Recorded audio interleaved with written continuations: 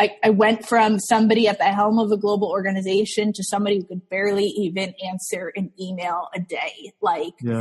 And I learned during that rock bottom time that it wasn't about success and it wasn't about metrics and it wasn't about chasing after the next thing. If I wanted to survive, I was going to have to go small thing by small thing, and I was going to learn how to be wherever I was.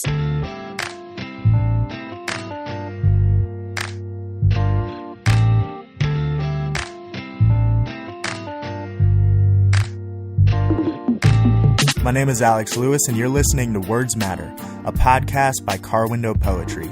Every other Thursday, we invite you to hear from someone who's using words to make the world a better place. Today, I'm chatting with Hannah Brencher, TED Talk speaker and founder of The World Needs More Love Letters. She just released her new book, Come Matter Here, and we want to give you a copy. Head over to our Instagram at Car Window Poetry to see how you can have a chance to win.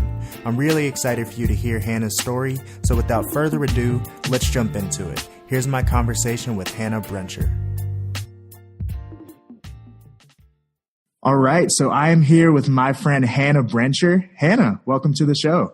Thank you so much. I'm so excited to be here. Absolutely. Well, there are probably a number of people who have heard your name before, have heard your TED Talk or any of those things, but there are probably a number of folks who have never heard of you. This is their first introduction. So, Hannah, who are you?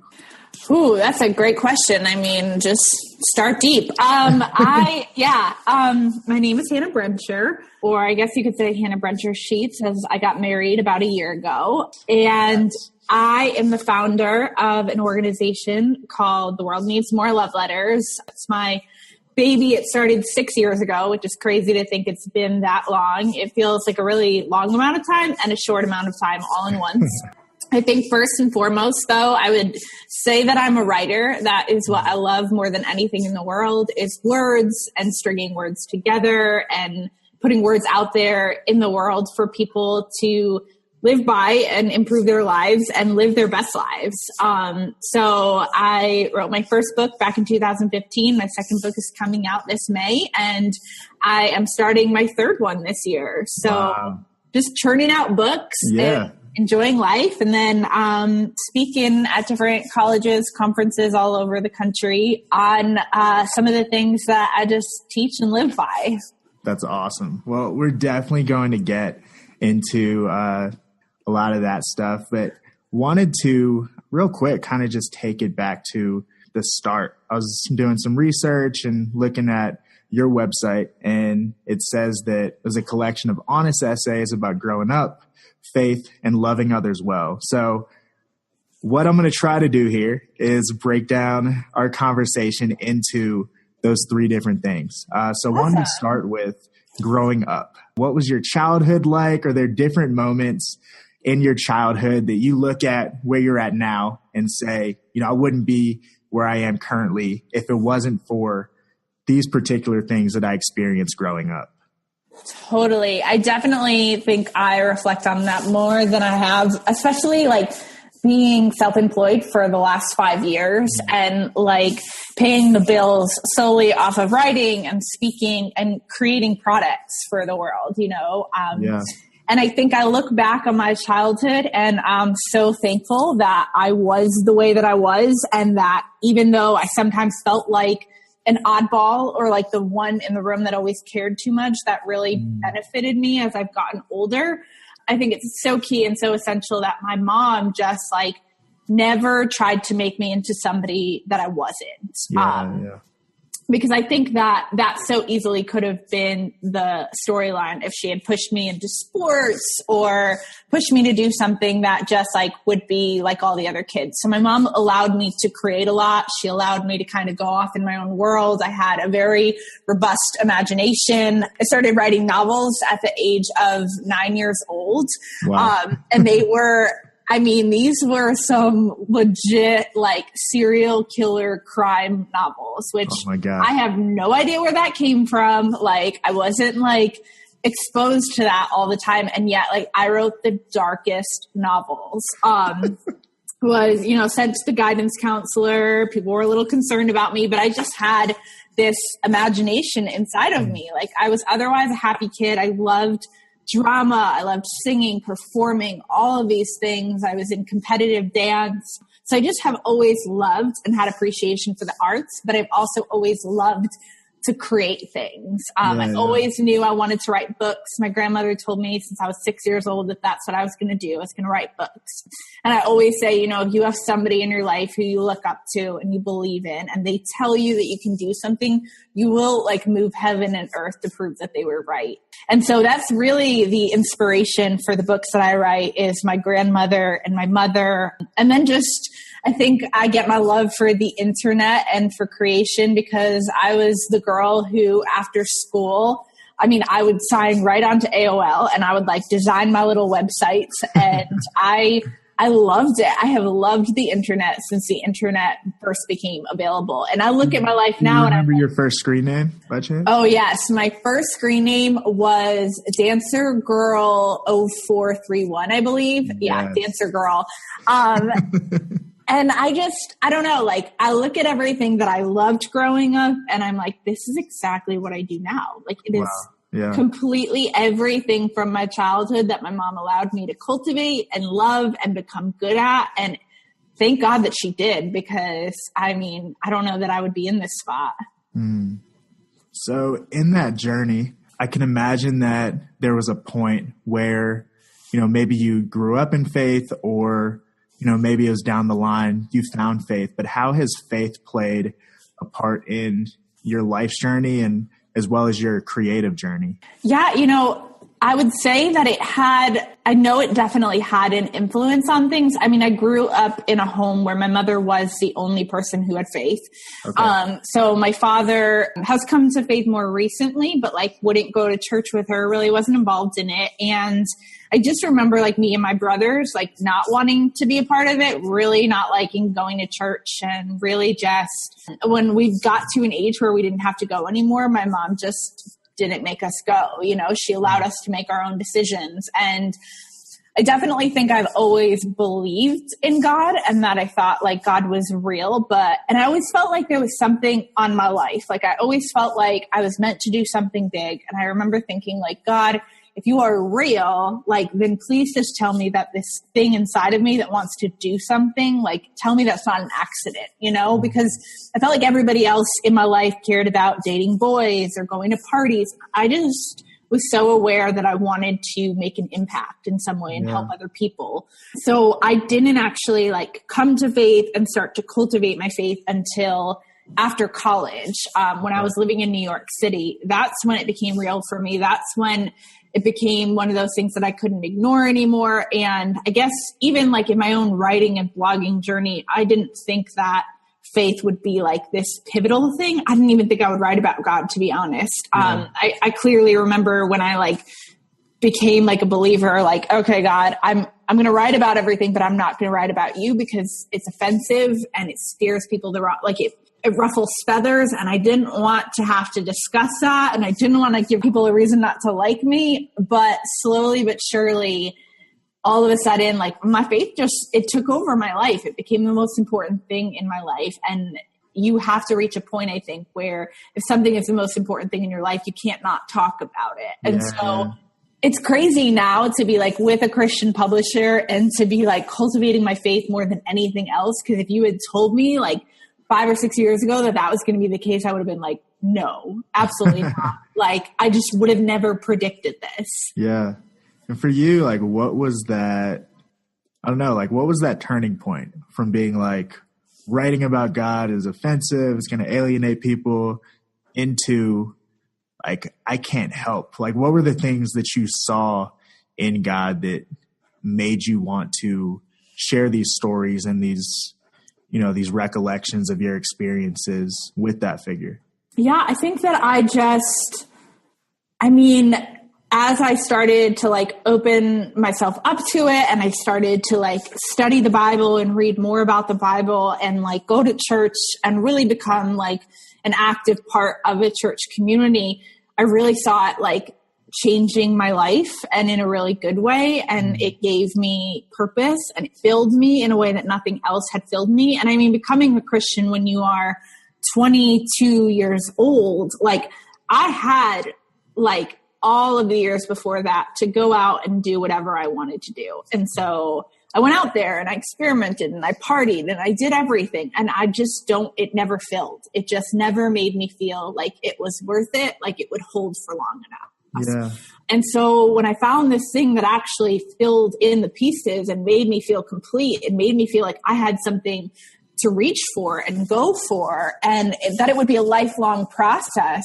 I couldn't help but like slowly but surely talk about it little by little. And I always found that when I would write about faith, like the writing would just be electric, and it would be, people would want to read more of it. And so I just explored that more and more. But it's crazy to think that like now I can talk so openly about faith, where I always just like, I just wouldn't. I thought that it would mean that I wouldn't have an audience that would grow. I thought that people wouldn't like me if they knew what I believed in, just because of the way that like my faith is portrayed in the media. But then I kind of realized sometimes when you're aggravated with a problem, sometimes that means that you're meant to step in and you're meant to do something about it. And so the way that I write about faith, I hope always will be from a ground level, because I remember when I was kind of trying to figure out faith and explore it, I'd get these Christian books, and I always felt like the language was like, I had to be a part of, like there was like a secret club and I didn't know the language to it, you know, like all of these words that I'd never heard and I didn't understand. And I felt like I was on the outskirts of a club. And I told myself, if I'm ever going to write about faith, I am going to write in a way that it is approachable and it like meets people where they are, because I think that's the God that we serve. I think that he is a God that isn't waiting for you to like get the terminology down, or he's not waiting for you to be perfect. Like he wants you just as you are, and he invites you in. And so I always like try to mirror that in my writing. That's awesome. And I think it's, you know, part of why I'm sitting here for a little bit is just because I think it's valuable for folks who are listening to hear that you don't necessarily have to let go of something that is, you know, such an essential part of who you are in order to pursue the things that you want to do. I think they can work hand in hand, and ultimately, I think in that, when you're not hiding a part of you or trying to veil that thing, that people also get a fuller sense of who you are and the vulnerability with what you're sharing. So I think that's so cool. I think that my big thing though is that it's like before I talk it like so much about this faith, I like am a big believer of like walking your talk. Don't just talk about something, like really walk it out and really live it. Like this past year, I kind of picked this chapter in First Timothy. It's in 1 Timothy 4, and it's on teaching with your life. And that was kind of like the chapter that I wanted to like live out. And I really wanted to be somebody who could teach with my life. But I realized in the year that like, if you want to teach with your life, like that's a pretty tall order. And like your life just has to be in order. Like you can't just be somebody who talks about doing things. You need to be going out there and you need to be doing it. And you need to just like always be like willing to walk out what you're talking about. And that's kind of called me to a newer and higher level. And you have to hold yourself accountable to that. So true. So true. I love that. And I think it brings us beautifully into the third part that I wanted to get into, which is really this idea of loving others well. And I think that what's been really cool for me to see is someone who has kind of been on the outside looking into your life and, you know, hearing you on different podcasts or reading some of your writings, is that this is a core part of so much of what you share. And I think one of the first ways that I saw this illustrated in your life was through this project, We Need More Love Letters. So would you be willing to share about that and sort of the process of starting We Need More Love Letters? Yeah. So More Love Letters was definitely not anything that I expected to start. It was a complete accident, as most good things are.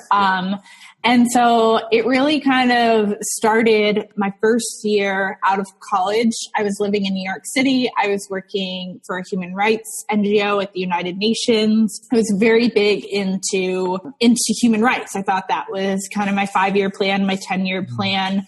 And I found myself struggling with depression while living in New York City. And depression was something that like no one had ever talked to me about. Like it wasn't really, there was a stigma around it. And so I just always assumed like, I can't be somebody who gets depressed. Like that's just not me, you know? And as a way of coping with the depression, I just started to write letters to people that I would see around New York City. And I would leave them in coffee shops and on the trains and libraries and wherever I would go that I thought somebody might need to like read a letter and know that somebody had thought of them that day or noticed them that day. And like, I know, especially in a city like New York, it is so easy to feel like such a small speck. And so just this like serendipitous reminder of like you're seen and you're needed and it matters that you're here.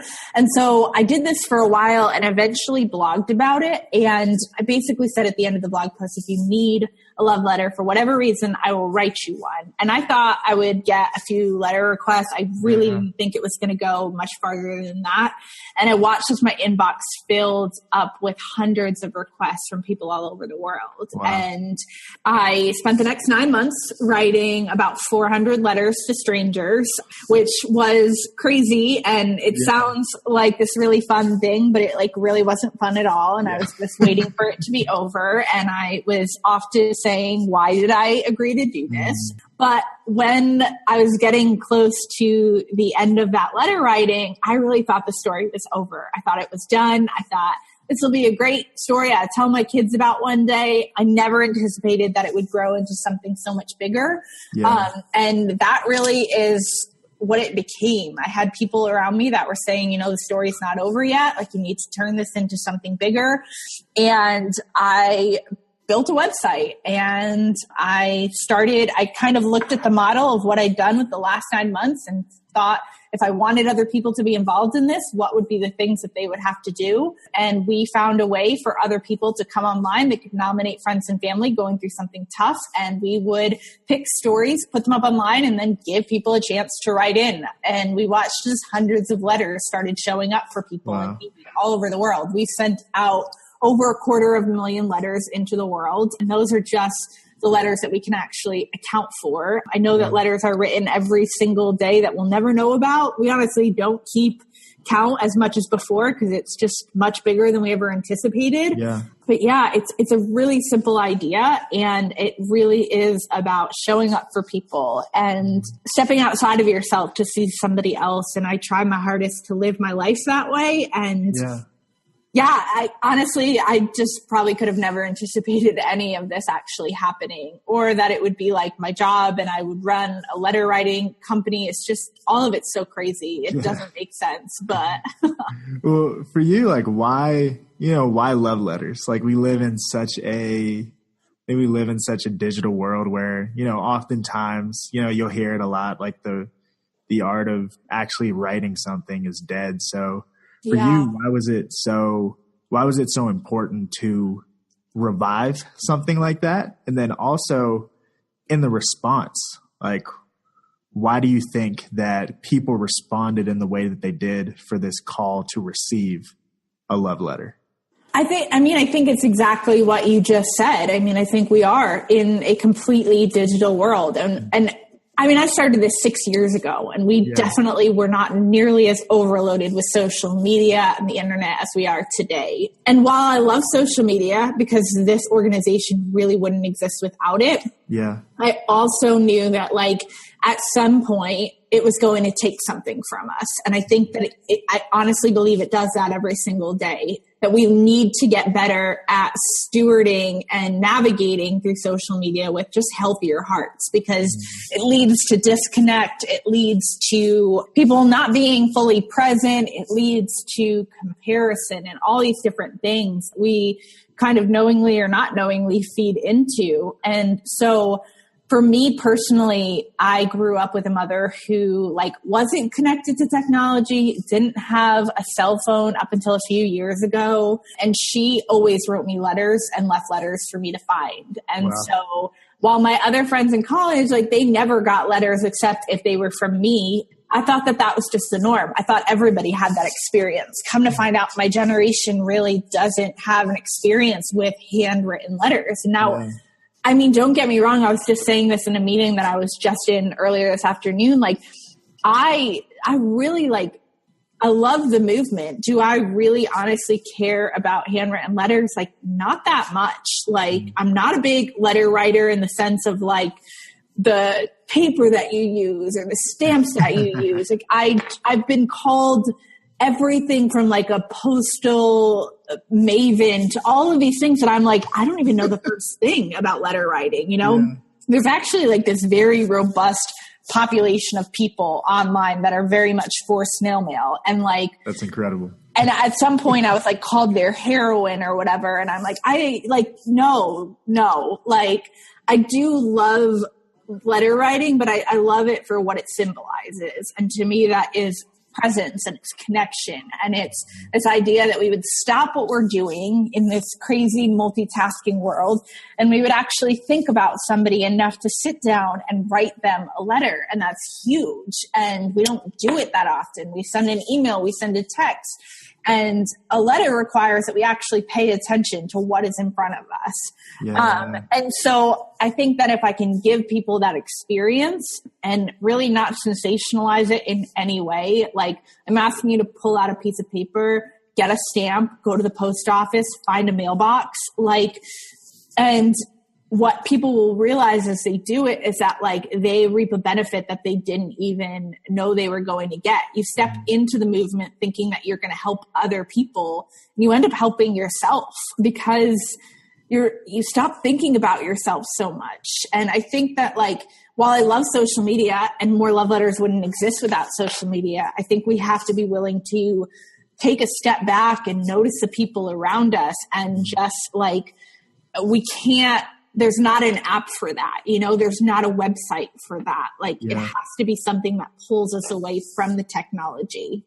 And I love how you put that. Cause I've honestly never, I don't know if I've consciously made that connection that the power of words can actually be one of, you know, an active presence, but also inviting people into a deeper sense of that. And that was something that I think is, you know, so evident as I was even reading through the title for your book coming out in May, which is, you know, I want people to hear this because I think it's so awesome. But the title is Come Matter Here, Your Invitation to Be Here in a Getting There World.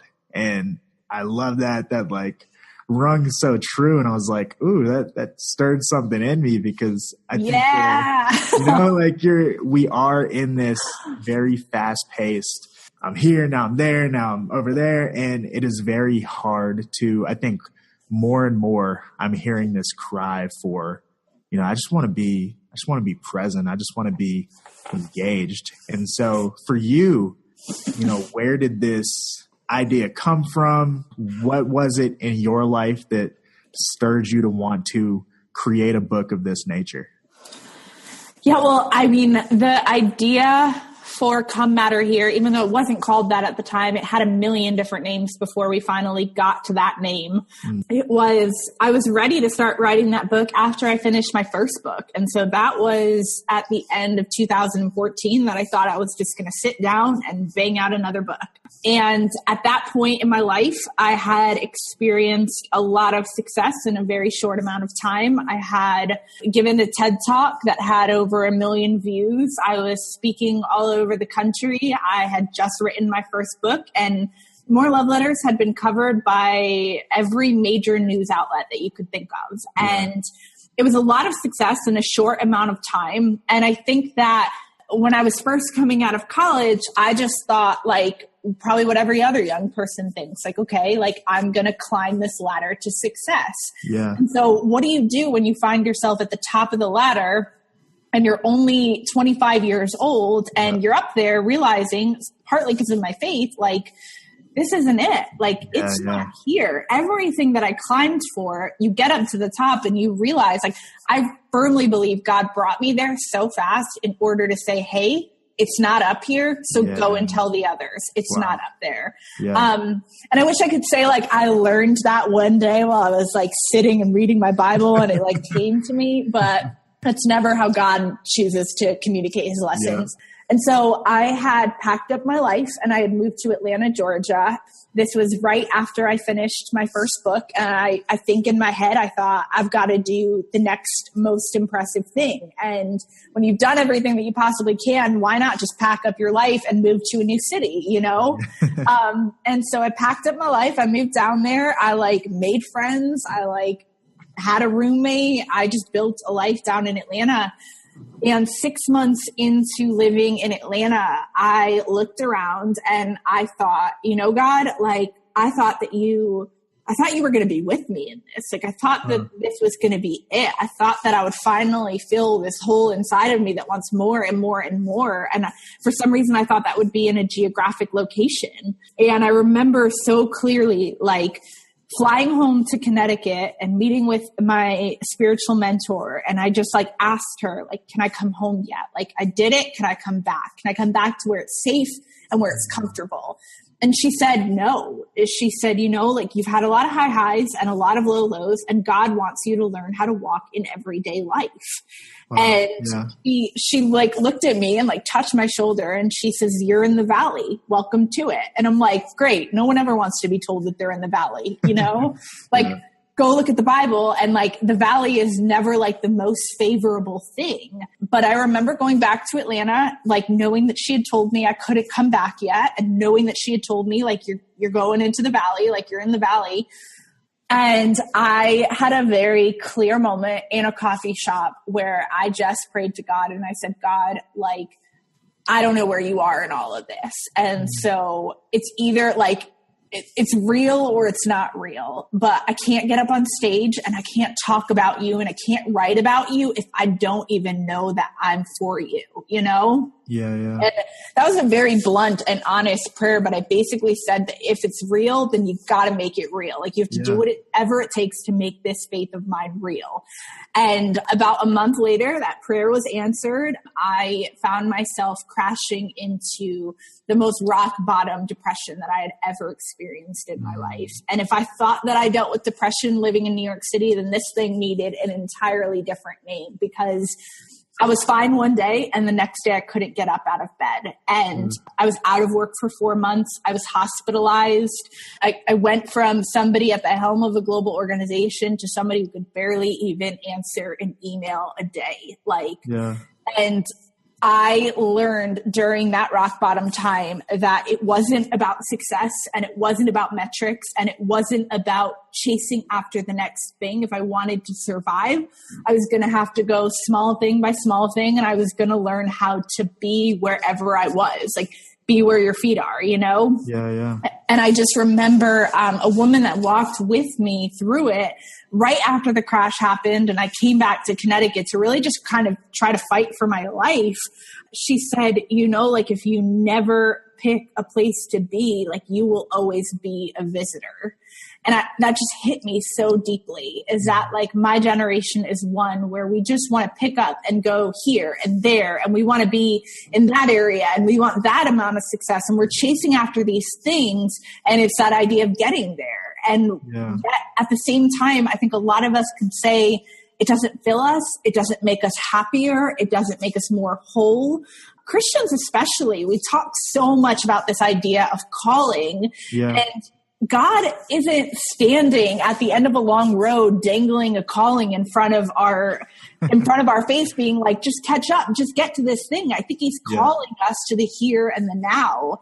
Wow, and the only way I ever learned that was to learn that everything else didn't matter. And I rebuilt my life off of small steps and off of being present and off of showing up for the people in my life who needed me. And it's all the things that the world is never going to talk loudly about. And yet they matter more than anything. And they're the things that cause you to wake up in the morning and not feel like you are just missing pieces. Yeah. Wow. There's so much in there. They're really, I'm I don't even know. Right. That's what the book's about. Because there is, I think, even in my own life, I clearly see how that is very much the place that I'm in. And I'd imagine that there are a number of folks who are listening right now who are in that place of trying to wonder, does any of this matter? Does, I'm sick of going through like all this crap each and every day. Like, shouldn't this be easier? And I just want to know, like, you've said a lot already, but what would you say to folks who are, maybe listening right now or are preparing to get your book? Like, what would you say to them as they may be struggling through some of these same questions that you were going through? Well, I mean, I think first of all, like when you're looking at all this heavy, hard-hitting stuff, like the first thing you just want to say is like, hey, you're okay, first and foremost. Yeah. Like, you're doing just fine. I think that we are like, we're racing a clock in our brains that isn't really there, where we're thinking, if I haven't done this by this age, then that means that I don't matter. I'm not significant. And that is a huge reason why the name of the book is actually called Come Matter Here, is that it was after I kind of came out of that depression, rebuilt my life in Atlanta, and really figured out why God wanted me in Atlanta. Yeah. I was having a conversation with a guy named Blake, who has become one of my really good friends. And Blake, I saw a lot of myself in Blake. Like, I saw a lot of who I was when I was younger. And so in our first conversation with one another, like, I felt like he was like telling me story after story, like almost like he was trying to impress me. And like, I totally knew how to be that way of like, just tell this story and they'll be impressed. Just tell this story and they'll love you, Yeah. And so I stopped him in the middle of one story and I just said, hey, Blake, I was like, tell me something real. Like, tell me something that a lot of people don't know about you. And he paused for a second and he said, I wake up every single day wondering if any of this matters. And he said, I go to sleep by the light of my phone, looking at likes and retweets and Instagram posts, like looking at all the places I've mattered throughout a day, but it never fills me for more than 5 minutes. And he said, I waited all day to come here because I knew that like we were hanging out, and I waited all day to get a text from you so that I could get out of bed, get dressed, and go matter somewhere. And he said, I feel like I'm almost always waiting on a text from someone that says, come matter here. And it was like, it hit me in the gut and it stayed with me for a really long time. And I went to him and asked for his permission to name the book Come Matter Here, because I think he hit something that so much of us have felt before, that we just want to go and matter somewhere and we just miss the here and now. And so I would tell anybody that, like, first, it's a really common problem. Like, you might feel like you are the only one feeling this way, but like, that's not the case. Like, actually, a lot of us are grappling with the same stuff. And then I think that what I would do is just like encourage people, as unglamorous as it is, little by little, to just like start right where you are. Like, I always think about like Jesus's interaction with Peter after Peter has like, he's denied him. He's like done the one thing he said he would never do. And like, I'm sure like he was beside himself thinking like, God will never use me again. I'm messing up, and here's the guy that Jesus said, I am going to build my church upon you. And at the end of John, Jesus recommissions Peter and he just asks him over and over again, like, do you love me? Do you love me? And the response to that question was, if you love me, then feed my sheep. And if we think about that, I mean, this idea of feeding sheep, like, really, that is like the most mundane thing that you could call somebody to. Like, you are asking somebody to daily go out and feed the sheep and take care of people well and love them well and do it on repeat and expect nothing more than what the life of a shepherd looked like. And I think that God is giving us that same invitation, but we don't necessarily want it because we want it to look bigger. We want it to look shinier. We want to be seen and known. And like, we are a generation of like supposedly faith-filled individuals that want to talk about ourselves more than the God that we actually serve. And so it's just, to me, I look at it every single day and I think like, that's all God ever called me to do. He asked me to feed his sheep, and that's daily. And it is a lot of things that the world will never see, but it comes down to that simple commission. And it also comes down to my heart and where my heart is at. And so above anything else, I think that I am called to try to love God more than anything else that this world could ever give me. I mean, there's a reason that Jesus said, do you love me, and not how many followers do you have? Or are you equipped to do this? Or do you have a good platform for this? None of that mattered. It was just a matter of the heart. And I think that's because we can't do this work and we can't show up every single day without seriously burning out if our hearts are not in check. And so that's what I would tell people, is to focus more on your heart than anything else, and focus more on your people, the people in your corner more than anything else, because you try to cultivate a following, but like really at the end of the day, when stuff hits the fan, and it will, these are not going to be the people that show up for you at 2 a.m. They just won't be there. And so be surrounded by real people and get right with God and work on yourself. And then as a result, I just really believe that like God looks at the people that do the work on themselves and he gives them more and more, and you might just end up changing the world.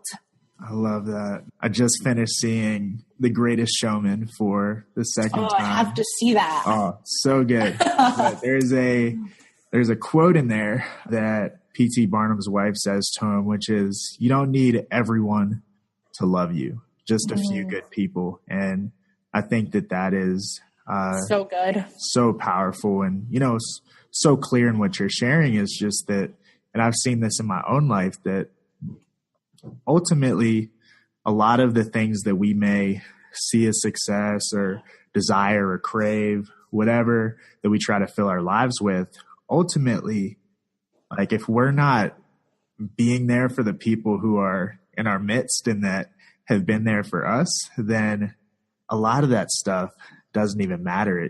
It's not necessarily coming from an authentic place. And so, Hannah, before we get into the final two questions, I just want to take a few seconds to honor you. Thank you so much for sharing those reminders with us. I think we've probably heard so many of these things a number of times, but to be able to hear them in a new way, to be able to see how you've processed through these things, and in your vulnerability, be able to have new eyes upon these kind of age-old truths is so powerful. So, Hannah, I thank you so much for just being willing to share those things and kind of let us into your process a little bit.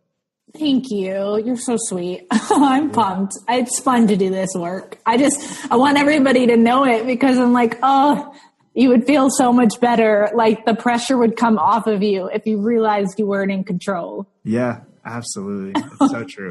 I get to live my life and I get to be happy. I'm not chasing after something anymore. Yes. You just get to be in the place that you're in and know that there's still good that comes. Whatever is brought to me, that's exactly what God wants me to pay attention to, you know? Yes. Like, and if I can steward that, then there will be more. But like, it's just, I don't know. We all want to change the world so badly, but it's like, are you paying attention to the person in the elevator? Are you getting to know your neighbor? Are you doing what you can with what you've been given right now? So good. Well, final two questions. First one is this. What is giving you life right now? And that could be, you know, a number of different things. Maybe it's something that's more kind of within you. Maybe it's something that you're listening to or reading, but what is giving you life right now? Ooh, that's a good question. I would definitely say, like, right now, I think what's giving me life is just, I mean, it's really basic, but it's really just like health and wellness. It's like as simple as going to the gym and getting a good lifting workout in. And I have been like really, I feel like for the last year, like I've learned so much about food and eating well and eating the things that like fuel my body, especially with somebody who deals with depression. And so that's really kind of what's giving me life, is that like learning that like I can like make these foods that make me feel better and help me to live my best life. So good. I love it. Well, Hannah, thank you so much for being on. I know there's a number of people who are going to leave this conversation and want to read the different things that you're writing and keep up with all the different things that you're doing. So where can people go to follow along with you, your work, your words, your life, all the things? Yeah, so everything it either snakes back to Hannah Brencher or More Love Letters. And so that's all of my Instagram and Facebook and Twitter, all is under Hannah Brencher. It's hannahbrencher.com is my website, my blog. And then More Love Letters, same thing, moreloveletters.com. And then all those places on social media. So cool. Well, I will definitely make sure that those are included in the show notes for this episode. And until next time, Hannah, thank you so much for the inspiring work that you're doing and how your life is spurring so many of us on. So thank you so much. Thank you. It's been a pleasure. Today's episode is produced by me, Alex Lewis, and our awesome music was provided by Julius Tunstall. Check him out on Instagram at jtulius. That's JTULIUS. Just as a reminder, we're giving away a copy of Hannah Brencher's new book, Come Matter Here. It's your invitation to be here in a getting there world. If you enjoyed today's conversation and want to learn more about how you can stop the chasing and be here now, head over to our Instagram at Car Window Poetry and see how you can have a chance to win. Until next time, you matter, you are enough. Remember these words when times get tough. Thanks for listening.